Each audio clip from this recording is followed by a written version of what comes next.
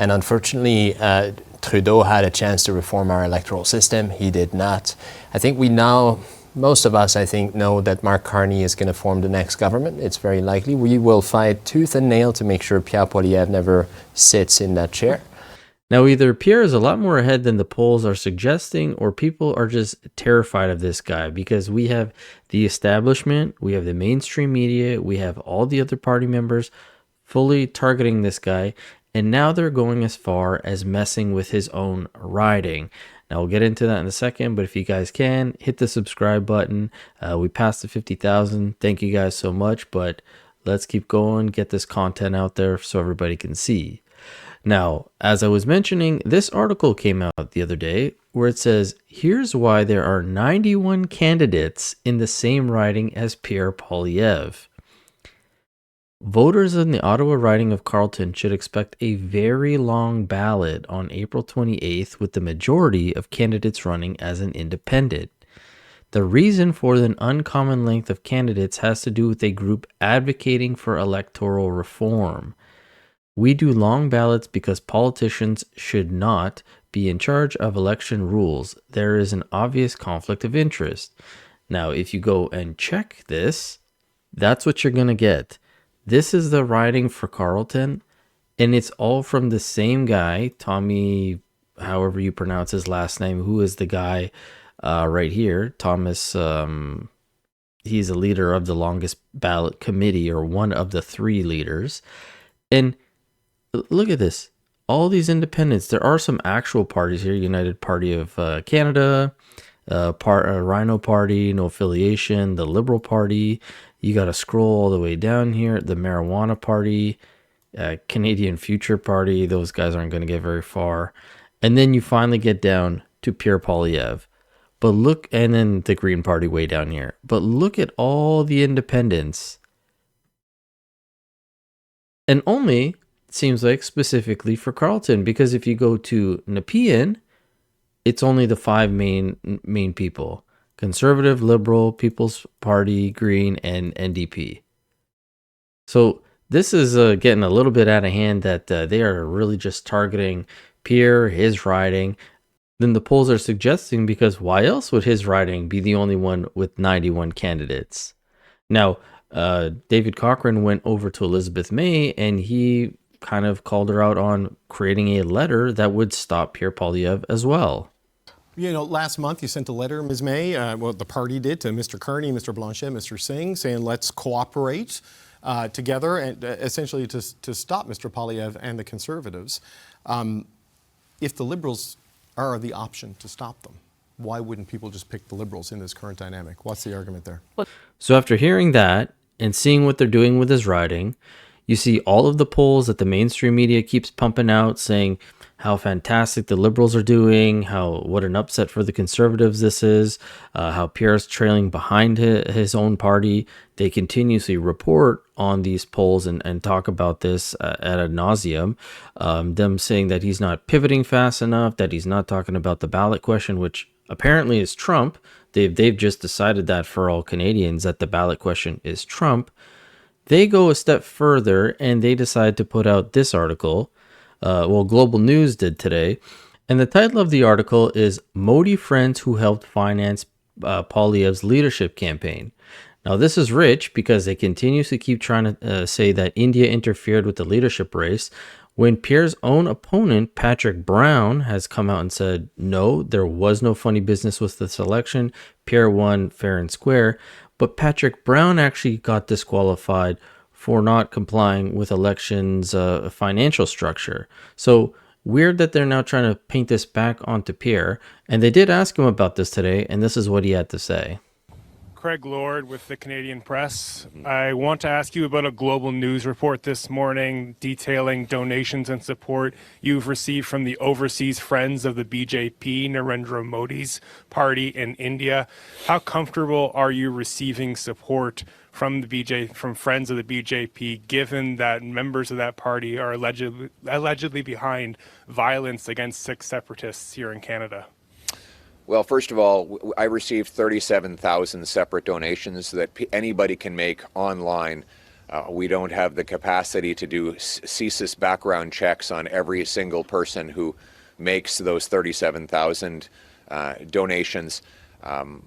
We condemn 100% any foreign interference in Canada, and anyone who collaborates with it should be jailed. But the real question you should be asking is, why haven't the Liberals got the foreign agent registry up and running? Because then we would know proactively who is working on behalf of a foreign government. And then parties could actually go through their lists of donations and find out if there is anybody who's been a bad actor. But they haven't set that up, even though it was passed into law by Parliament. The other question that you should be asking is, why is Mark Carney accepting campaign support from the Chinese Communist government? You know, here he is. He was just in China a few months ago, arranging a $250 million loan for his company, a company in which he still has millions of dollars of interest.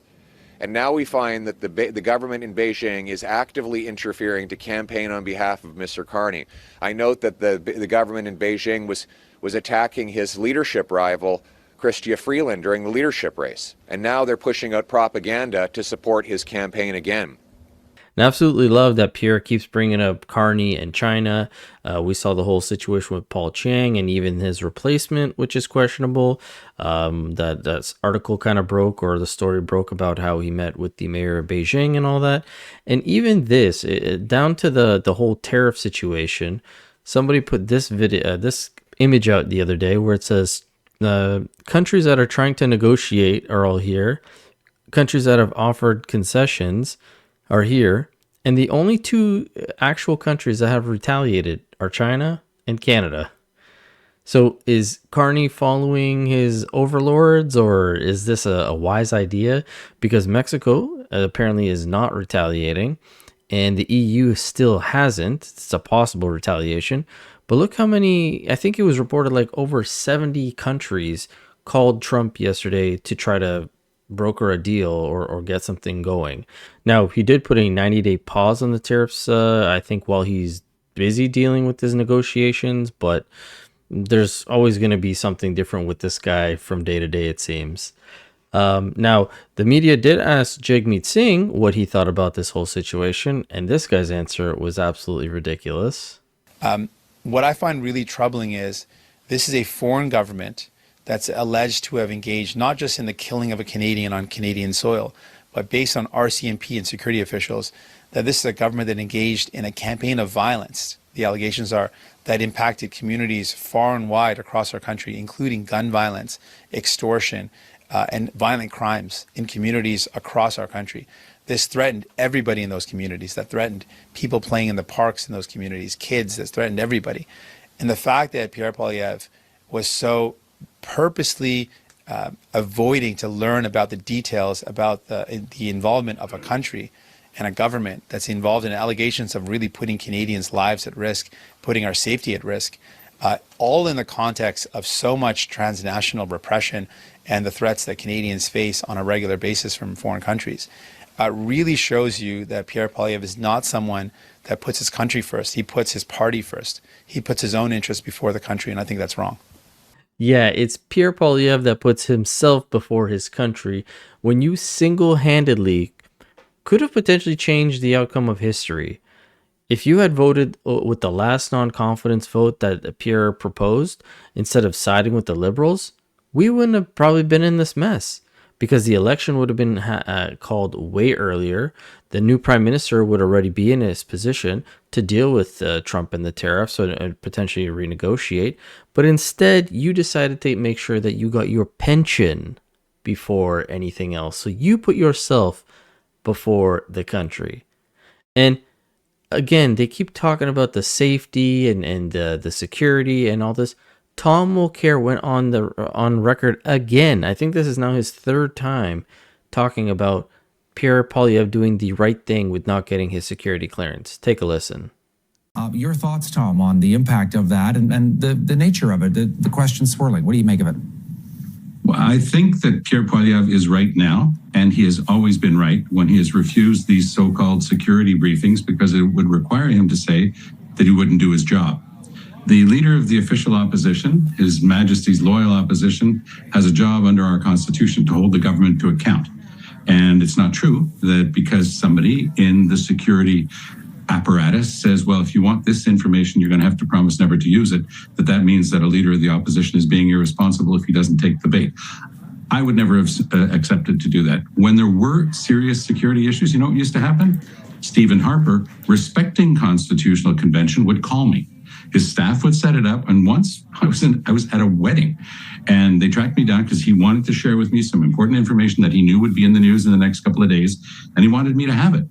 And it's a clear understanding that in your role, when you're being shared information like that by the Prime Minister, you're going to hold on to it. You're not going to go and blab it at a press conference.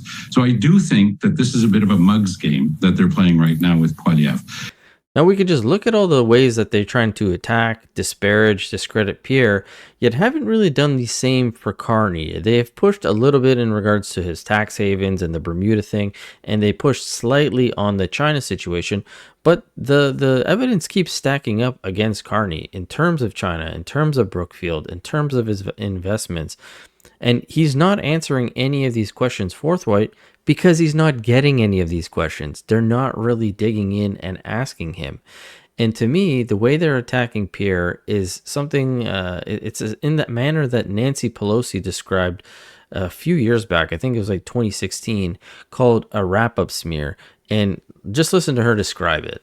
It's a self-fulfilling prophecy. You demonize, and then we call it the wrap-up smear. If you want to talk politics, you call it the wrap-up smear. You smear somebody with falsehoods and all the rest, and then you merchandise it. And then you write it, and they'll say, see, it's reported in the press that this, and this, so they have that validation that the press reported the smear, and then it's called the wrap-up smear. Now I'm going to merchandise the press's report on the smear that we made. And it's a tactic, and it's self-evident.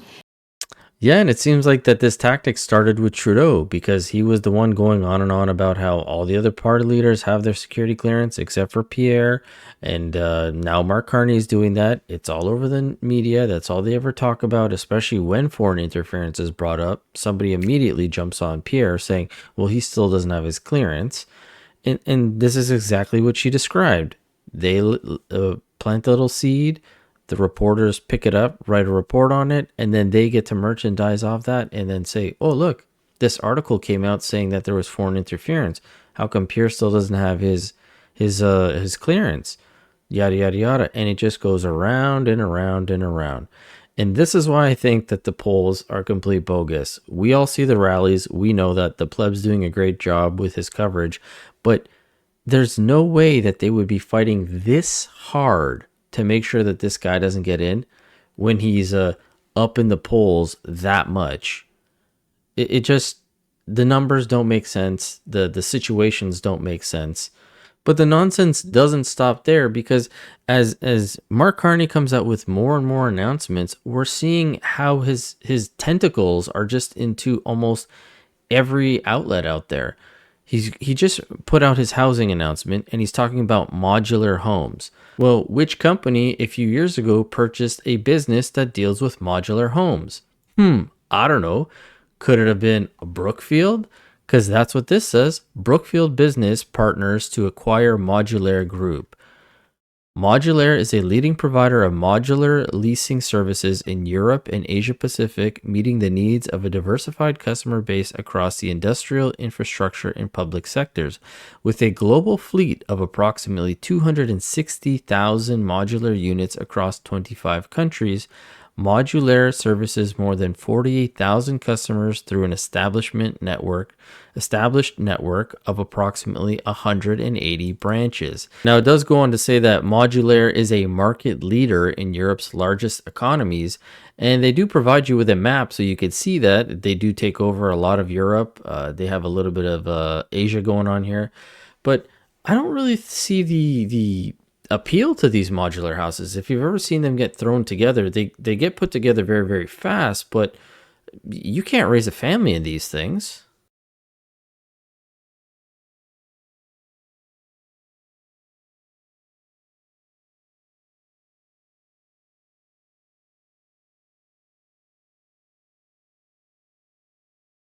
Now, Mark Carney doesn't care if you can have a family in there or not, because they are just going to import more and more people with the Century Initiative.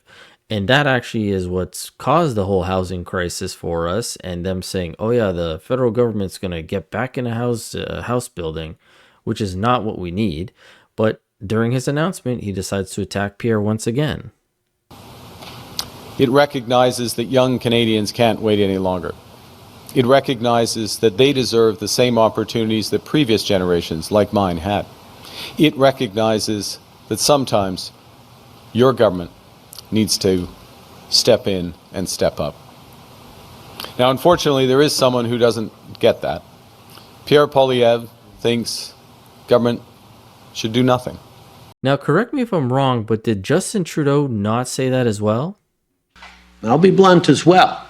Housing isn't a primary federal responsibility. It's not something that we have direct carriage of. Yeah, I thought so.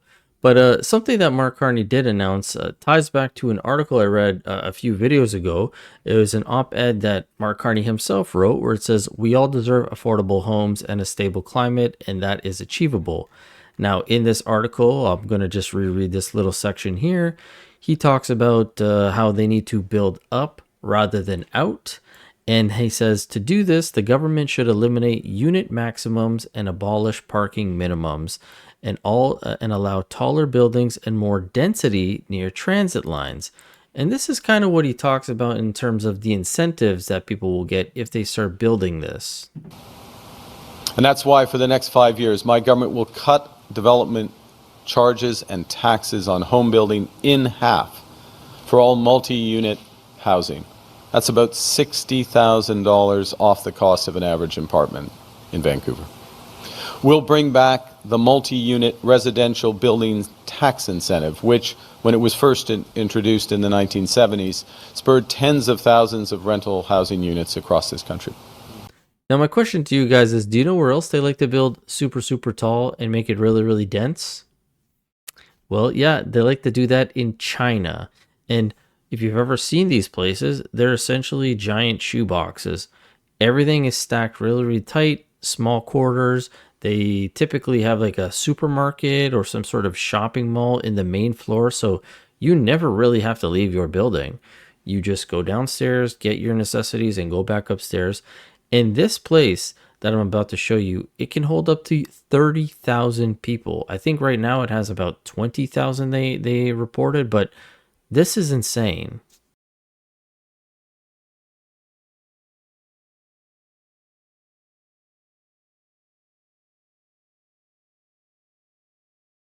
Now, some will say that that is one of the nicer density buildings, but to me, it's just an upgraded 15-minute city, because they're making everything super convenient for you. You don't really need to leave your building all that much. And so then that means you're not really producing too much of a carbon footprint, as they like to say. But with all that being said, if you guys enjoyed the video today, let me know in the comment section below. Leave a like, subscribe if you haven't already. And as always, I will catch you guys on the next one. Thanks so much.